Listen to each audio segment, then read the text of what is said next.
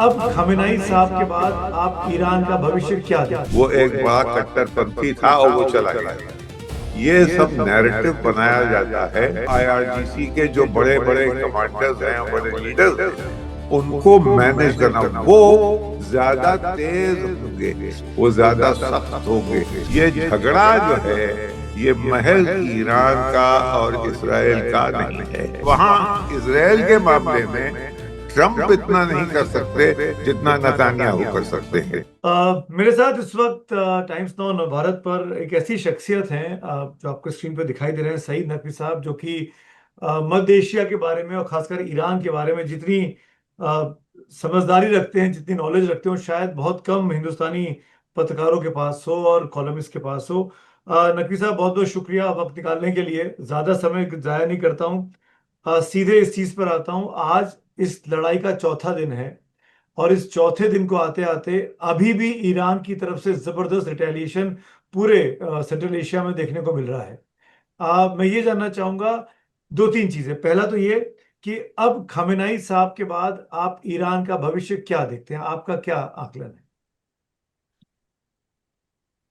یہ سوال کے پیچھے جو منشا ہے، میں یہ نہیں کہہ رہا کہ وہ آپ کوئی ٹرک سوال کر رہے ہیں، لیکن لوگوں کے دماغ میں یہ پریشانی ہے کہ بھائی وہ ایک بڑا کٹر پنتھی تھا اور وہ چلا گیا۔ یہ سب نیریٹو بنایا جاتا ہے ویسٹ میں۔ یہ نیریٹو ہے کہ صاحب وہ کٹر پنتھی تھے اور وہ جو تھے وہ مانتے نہیں تھے۔ ہاں، اصول کے سخت آدمی تھے، لیکن اب زیادہ مشکل ہو سکتی ہے، کیونکہ وہ ریسٹرین کر سکتے تھے۔ ان میں ایک ایسی شخصیت تھے، وہ ایسا ان کا سٹیچر تھا کہ وہ ایک دفعہ کہے کہ اب خاموش ہو جاؤ تو لوگ خاموش ہو جاتے تھے۔ لیکن ان کے نہ ہونے سے مشکل یہ آئے گی کہ جو فوج کے اور آئی آر جی سی کے جو بڑے بڑے کمانڈرز ہیں، بڑے لیڈرز ہیں، ان کو مینج کرنا، وہ زیادہ تیز ہوں گے، وہ زیادہ سخت ہوں گے۔ یہ ایک چیز نیا پہلو آ گیا ہے۔ دوسرا یہ کہ وہاں پہ بالکل سسٹم ایک بنا ہوا ہے کہ پریزیڈنٹ، چیف جسٹس اور یہ گائیڈنس کونسل، یہ لوگ مل کے طے کرتے ہیں کہ بھائی اگلا سپریم لیڈر کون ہوگا۔ اور سپریم لیڈر بھی اس میں ہم زیادہ پیش میں نہیں جائیں گے، کیونکہ وہ پورا تھیری ہے ولی فقیہ کی وغیرہ وغیرہ، اس میں ہم نہیں جائیں گے۔ تو وہ ہو جائے گا، وہ پرابلم نہیں ہے۔ پرابلم یہ ہے کہ ہم اور آپ اور ویسٹ میں خاص کر کے یہ اس وقت ایران جب جھوجا ہوا ہے لڑائی میں، تو یہ سمجھنا بہت ضروری ہے کہ ایران کیا ہے۔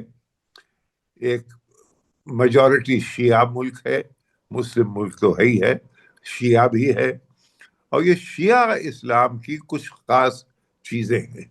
وہ یہ ہے کہ ایک بات دماغ میں ہمارے آپ کے یہ آنا چاہیے تھی کہ بھائی ان لوگوں کو تو معلوم تھا کہ یہ ڈیکیپیٹیشن میں اسپیشلائز کرتا ہے اسرائیل اور موساد، تو یہ ڈیکیپیٹیشن کی وجہ سے ان کو کسی غار میں جا کے چھپ جانا چاہیے تھا، کسی ٹنل میں جا کے رہنا چاہیے تھا۔ لیکن یہ ان کے دین کے خلاف ہے۔ کیوں؟ ان کا کہنا یہ ہے کہ بھائی ہم اگر یہ کرتے تو ہم اپنی امہ سے کٹ جاتے رمضان کے مہینے میں، لہذا اچھا۔ پھر ایک چیز ہے شہادت، مارٹرڈم۔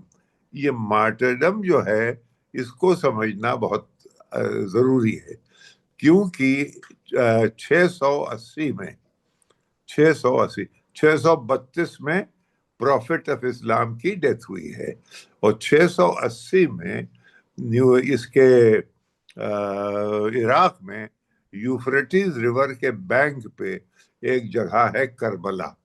وہاں کربلا پہ رسول کے، پروفٹ کے دوسرے ینگر گرینڈ سن، ان کو گھیر لیا گیا ہے۔ کیوں گھیر لیا گیا ہے؟ اس لیے کہ پہلے تو ان کو چیس کیا گیا مدینے سے۔ کیوں؟ क्योंकि जो यूसर्पर्स जिन्होंने की वो जगह ले ली थी जो कि प्रॉफिट ने बनाई थी, और वो ये कह रहे थे कि भाई तुम हमें इंडोर्स करो और तुम जो चाहे उसके बाद आजाद रहोगे। उन्होंने कहा हम सब कुछ करने को राजी हैं, हमको आप रास्ता दे दीजिए, हम हिंदुस्तान चले जाएंगे, लेकिन हम इंडोर्स नहीं कर सकते। हम आपको लेजिटिमेसी आप चाह रहे हैं हमसे, वो हम ना देंगे। तो फिर उनको घेरा जाता है। उनके 72 लोग हैं, उसमें औरतें भी हैं, बच्चे भी हैं, भाई भी है, दोस्त भी है। 72 लोग versus a lakh and more की फौजें हैं उधर से। तो वो वन बाय वन करके वो मुहर्रम का जो आप प्रोसेशन देखते हैं जी वो यही है।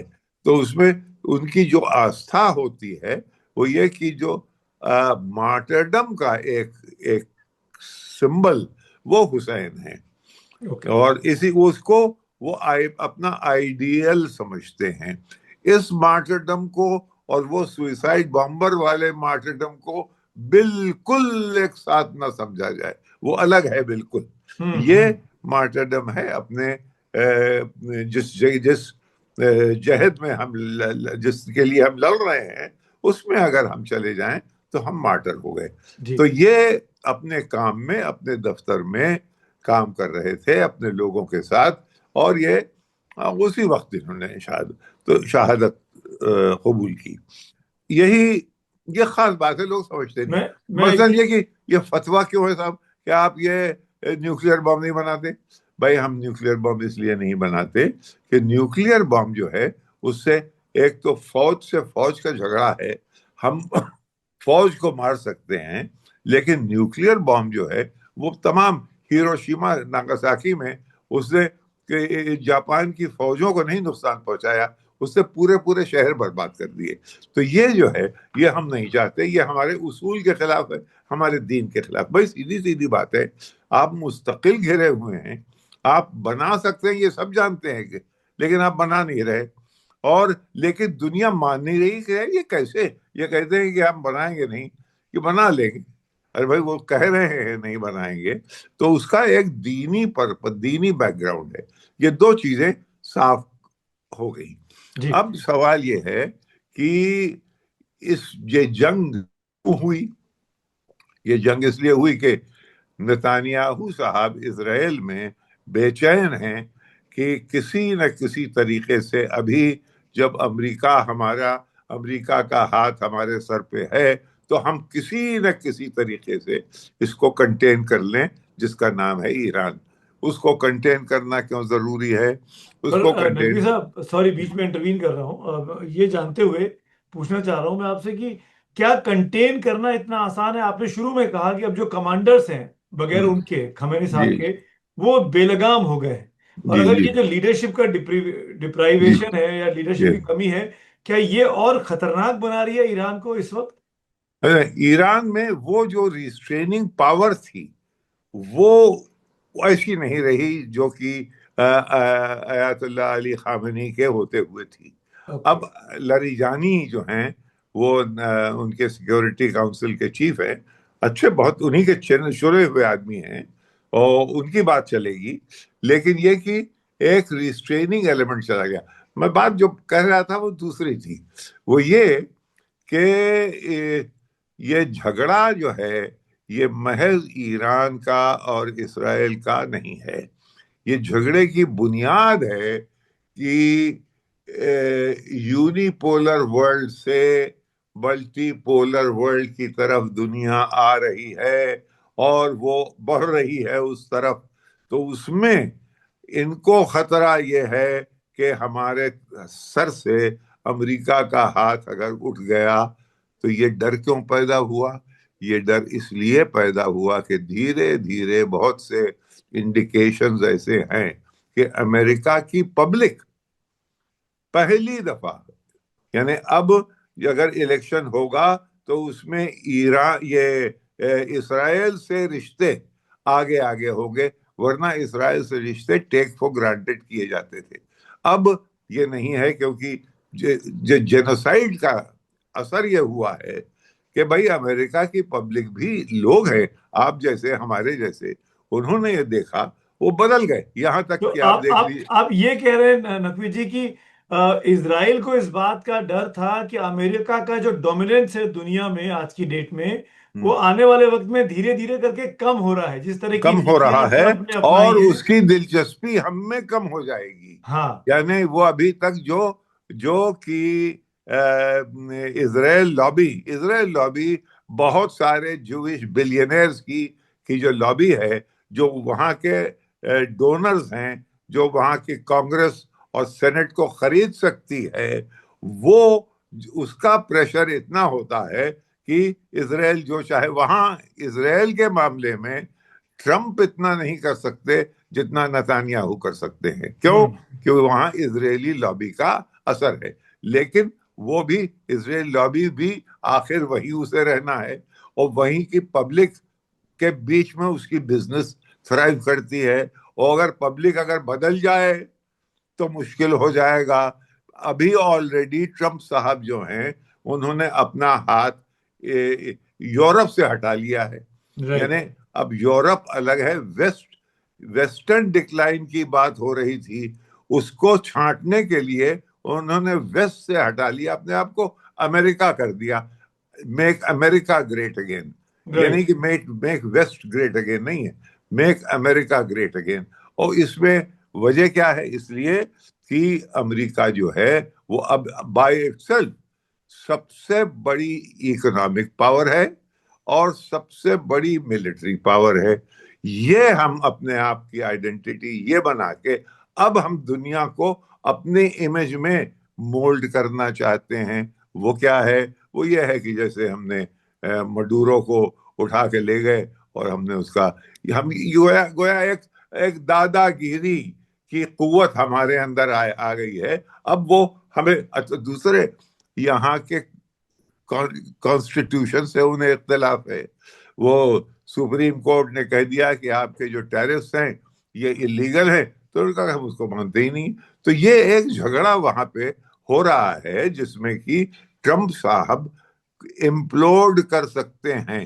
یہ خطرہ ان کو بھی معلوم ہے، نتانیاہو کو اور اسرائیلیز کو۔ وہ رائٹ چاہ رہے ہیں کہ جلدی جلدی کچھ ان کے ساتھ کر لو، ورنہ آگے نہ جانے کیا ہو۔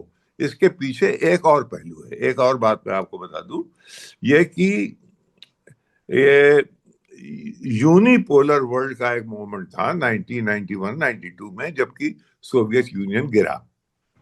اس وقت 2001 میں پینٹاگون میں ایک صاحب جنرل ویزلی کلارک ہیں، جو کہ نیٹو کے کمانڈر تھے، وہ وہاں گئے، ان کے ہاتھ میں ایک پرچہ دیا گیا پینٹاگون میں۔ اس پرچے میں 7 ملکوں کے نام تھے، اور یہ بتایا گیا کہ یہ ملک جو ہیں ان کو ہمیں نتانیاہو اور اسرائیل والے یہ چاہ رہے ہیں کہ یہ ملک ان کے رجیم چینج کر دی جائے، تاکہ آپ کا وہ ملک جس کو کہ آپ کہتے ہیں کیسپر وائن برگر، جو کہ ڈیفنس سیکرٹری تھے ان کے ریگن کے، وہ اسرائیل کو انسنکبل، امریکہ کا انسنکبل ایئر کرافٹ کیریئر یہ کہتے تھے۔ تو وہ کہہ رہے ہیں کہ اگر ہم انسنکبل ایئر کرافٹ کیریئر ہیں تو پھر آپ وہی اگر آپ کو رکھنا ہے تو جی یہ 7 جو ہمارے چاروں طرف دشمن ہیں، جو ہمیں پسند نہیں کرتے اور جو کہ پرانے سوویت یونین کے قریب تھے، اس لیے آپ ان کو رجیم چینج وہاں کر دیجیے۔ یہ 7 ملک تھے: Iraq, Syria, Libya, Somalia, Sudan, اور اس کے بعد آخری سب ہو گئے، یہ ایران آخری ہے، 7واں 8ویں، ایک کوئی ملک بیچ پہ اگر رہ گیا ہو۔ 7 ملک ہیں بہرحال۔ اب وہ 7 میں سب ابھی ایران سب رہ جگہ گیا۔ ہو گیا۔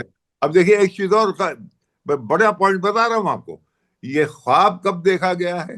یہ خواب دیکھا گیا ہے 2001 میں۔ 2001 میں دنیا کی استھتی کیا تھی؟ یونی پولر موومنٹ تھا، یعنی ابھی سوویت یونین گرا تھا، ابھی امریکہ نمبر 1 ہے، سب سے اول ہے، اور اس وقت یہ خواب دیکھا گیا ہے، لیکن اس کا امپلیمنٹیشن جب ہو رہا ہے تو 2008 کا اکنامک کرائسس، لیمن بردرز کا کولیپس ہونا، وہ اس کے بعد سے ویسٹرن جی لبرل کیپٹلزم وہ ڈکلائن میں آتا چلا جا رہا ہے۔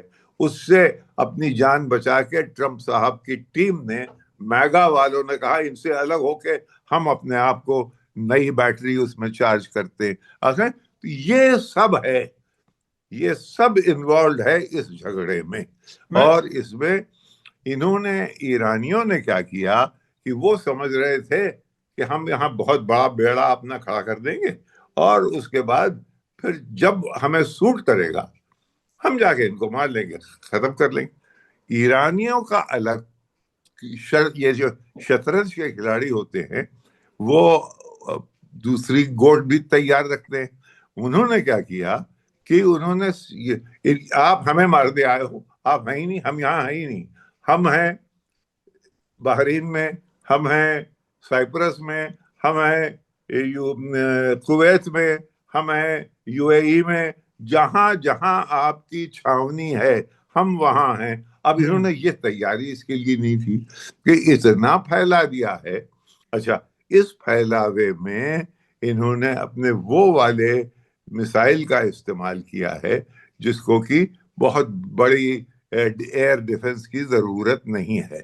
یہ چاہ رہے ہیں کہ ان کی ایئر ڈیفنس تھک جائے، اور جب وہ تھک جائے انہی کے اوپر، تب وہ اپنے اصلی کارتوس نکالیں۔ اب امریکہ کا وہاں یہ وہ بھی سمجھ گئے ہوں گے کہ یہ ہو رہا ہے، تو اب یہ ہے کہ ان کے اوپر ایسا اٹیک کرو کہ ان کے وہ والے ہتھیار جو ہیں وہ ختم ہو جائیں۔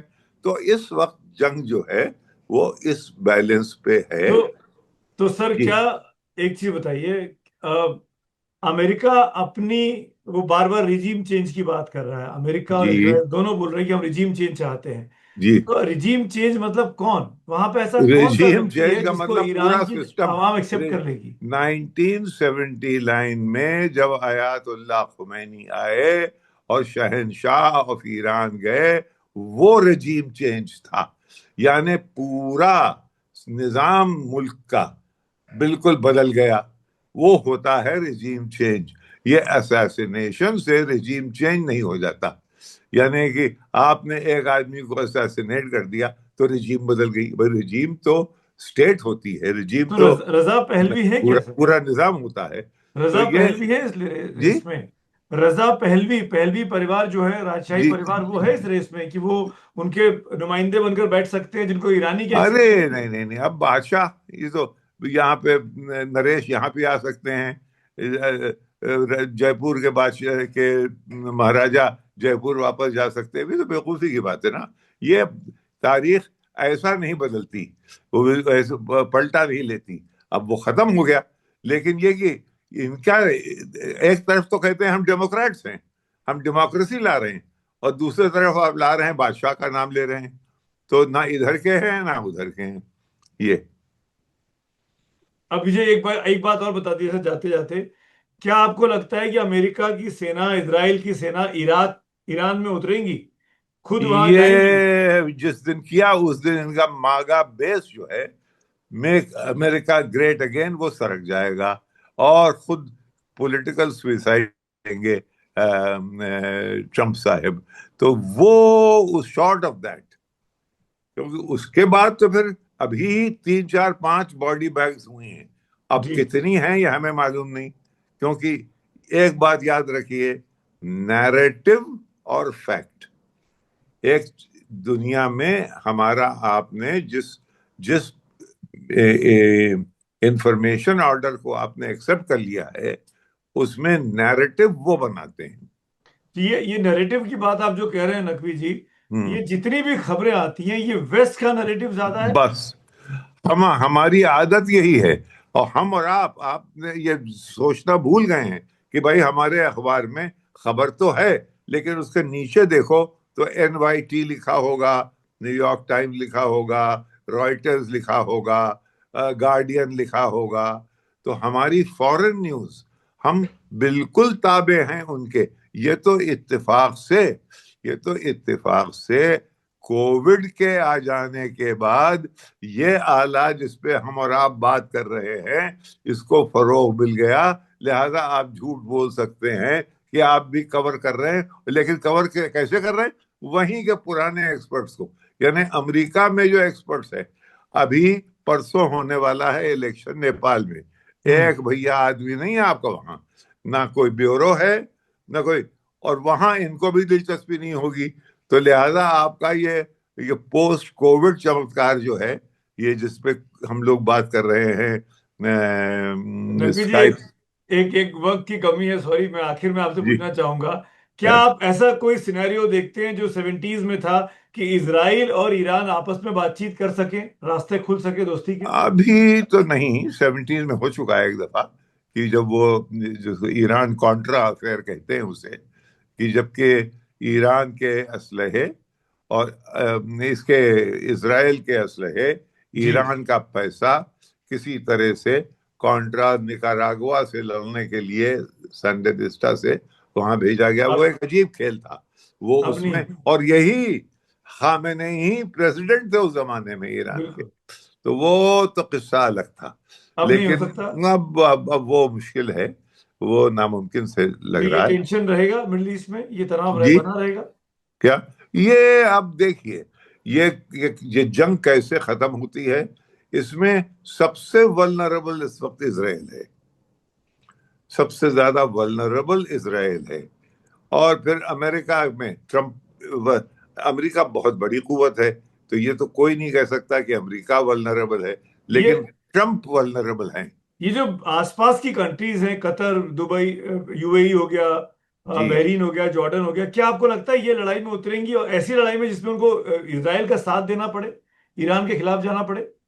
نہیں، اگر ایران کے خلاف جانا پڑے تو بہت زیادہ کیا کر سکتے ہیں یہ ان کے پاس، یہ تو ان سے مدد لینا جانتے ہیں، یہ مدد دیں گے کیا؟ ان کے یہاں کوئی فوج، ان کے یہاں مرسنری فوجیں ہیں تھوڑی سی، ایک دو، ورنہ یہ کہ اسلحے بہت ہیں، ان اسلحوں کو نہیں تو پھر چلانے یہ والے پینٹ ہو امریکی جائیں ہیں۔ گے کہ آپ نے جوز کا ساتھ دیا، اسرائیلیز کے ساتھ آپ ہو گئے، اس کا ڈر نہیں ہوگا ان کے من میں؟ دیکھیے، ہے یہ کہ یہاں ان سب ملکوں میں انہوں نے اپنا پروٹیکشن کا گارنٹر انہوں نے ویسٹ کو اور امریکہ کو سمجھا، نتیجہ یہ ہے کہ ان سب کے ملکوں میں چھاونیاں ہیں، بیسز ہیں، وہ ہیں امریکن۔ ایرانی یہ کہہ رہے ہیں ہمارا جھگڑا تم سے نہیں ہے، لیکن تمہارے ہاں جو یہ بیسز ہیں یہ ہاں، استعمال کی جا رہی ہے ہمارے خلاف، تو لہذا ہم ان پہ حملہ کر رہے ہیں، اور انہوں نے بڑا حملہ کر دیا بحرین پہ۔ اچھا، اب بحرین اور کویت یہ وہ ملک ہیں جہاں بحرین میں 80% پاپولیشن شیعہ ہے، یعنی اور جو رولنگ کلاس ہے، رولنگ وہ 20% کا اوپر، بلکہ اور کم، وہ ہے سنی۔ یہی کویت میں ہے، وہاں کوئی 60%، 50% شیعہ ہیں، تو یہ ایک عجیب کہ وہاں وہ اگر کھڑے ہو جائیں تو بڑی مشکل ہو جائے گی۔ تو انہوں نے وہ برج توڑ دیا ہے جو کہ بحرین کا سعودی عربیہ کو لنک کرتا تھا، 35 کلومیٹر کا برج، جس سے کہ ڈرائیو کر کے آپ قطیف سے آ سکتے تھے، دمام سے جی، بحرین میں، اب وہ بند ہو گیا، ٹوٹ گیا ہے، وہ توڑ دیا گیا ہے۔ چلیے، میرے پاس وقت کی کمی ہے سر، تھینک یو سو مچ، میں آگے بھی آپ سے بات کرتا رہوں گا اس پرومس کے ساتھ، آپ کو آج آپ سے اجازت لینا چاہوں گا۔ Thank you, thank you thank Naqvi you. صاحب، تھینک یو سو مچ۔ تو یہ تو سعید نقوی اور صاحب طور پہ بول رہے ہیں کہ لڑائی لمبا چل سکتی ہے، تناؤ ہاں، اس علاقے بالکل میں بنا بالکل رہے گا۔ بالکل بالکل، بہت ابھی ختم نہیں ہوگی۔ Thank you sir, thank you. ہاں۔